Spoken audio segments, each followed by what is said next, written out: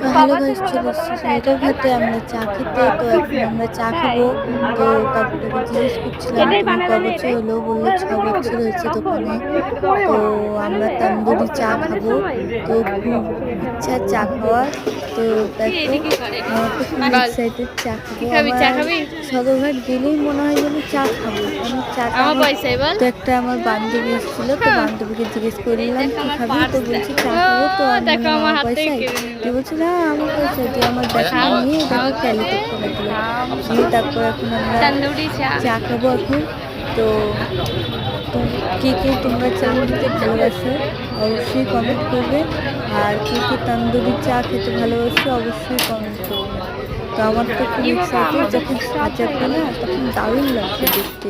তোমরা শুধু দেখতে থাকো, যখন জিনিসটা সাজাবে তখন মনে হবে যেন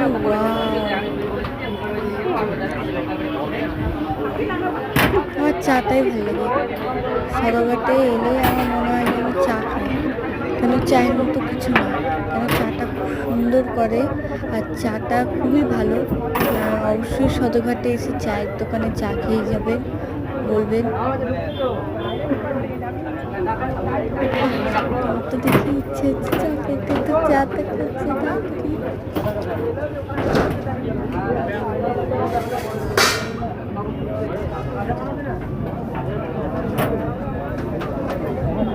তো চা খাবো, দেখো তন্দুরি চাটা হয়ে গেল, দিয়ে এবার করবে।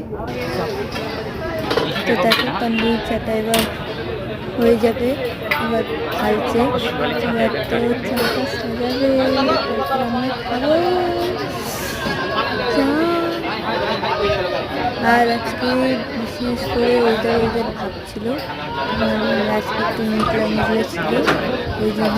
আর এরকম ওয়েদার টাইমে তো সবাই চাই পছন্দ করে। তো দেখো সর্দি সুন্দর সাজিয়ে নিচ্ছে। তো আমার তো দেখেই তো মজা লাগছে, তো খেতে কতটা মজা হবে বলো।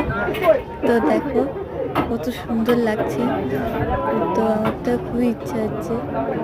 তো ওখানে অনেকগুলো চাইনিজ লোকগুলো ছিল, তো ওরা বিশেষ করে নেপাল যাদের বলে তারা ছিল, তারা চা নিয়ে নিচ্ছিল। তো কাকুটা বললো না আমরা সাজিয়ে